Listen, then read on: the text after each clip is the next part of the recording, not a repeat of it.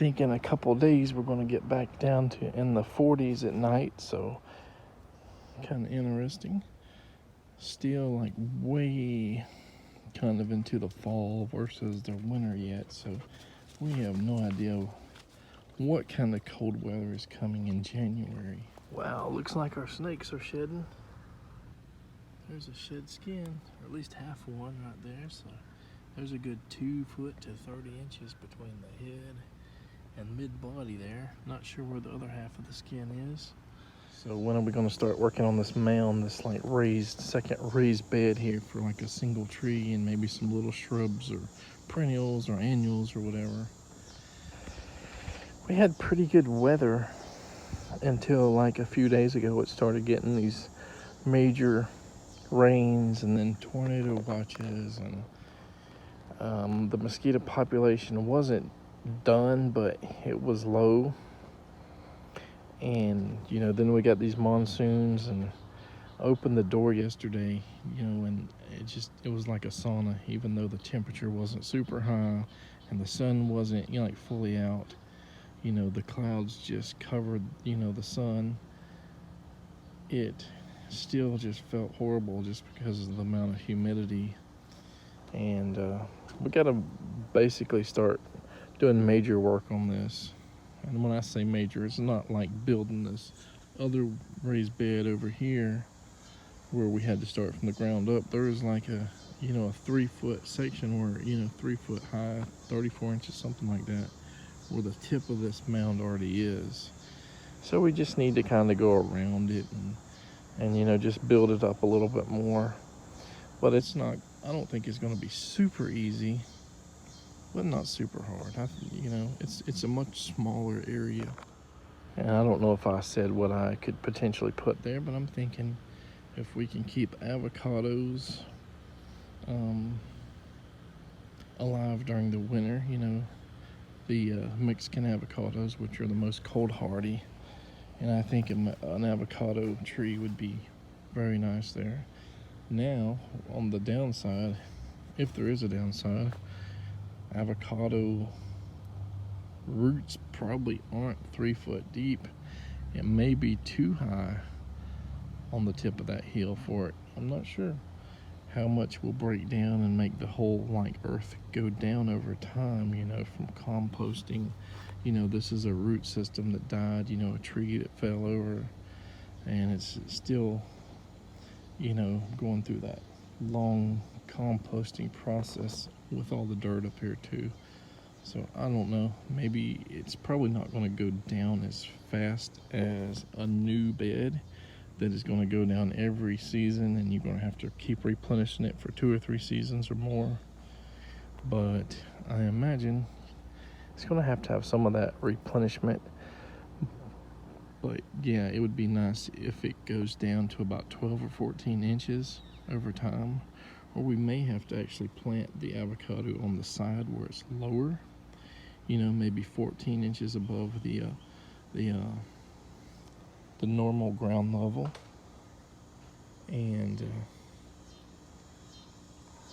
then, if it goes down a couple inches, it should be okay. Should be hopefully out of the flood zone. So I've been trying to read up a little bit on the pumpkins, squash, whatever.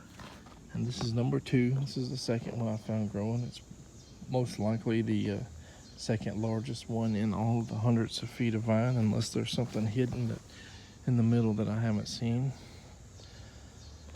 From what I've read, from flower to mature pumpkin or squash, it's around 40 to 50 days.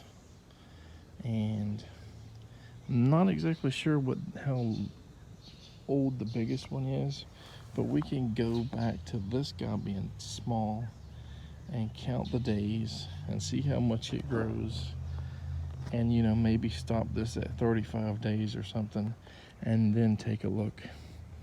And it's possible that we could get a freeze that would just kill the vines anyway, and then we would just harvest them after the freeze takes the vine out. Looks like our papaya finally has its first open flower. But again, I've said this twice before at least, Most likely this is blooming way too late to produce mature papayas. I just hope that this plant will survive any frost or freeze, even if it dies down a little bit. And I had one several years ago. If you look back on my papaya experiments video or whatever from months and months ago, it actually died down and produced 2 separate trunks, and they were self-fertile. Should we just do our daily goldenrods? I don't know if you can see all the wasps and honeybees and everything all in here, but there are, in this like 60-foot section, there's probably hundreds of them. Just in this here, this 10 to 12 foot section, I probably see 30 to 60. I mean, and it's not just bees. You've got bumblebees, you know, honeybees from farmers, I guess. And have butterflies. There's a butterfly. I'm not sure if that is a zebra swallowtail or what that is.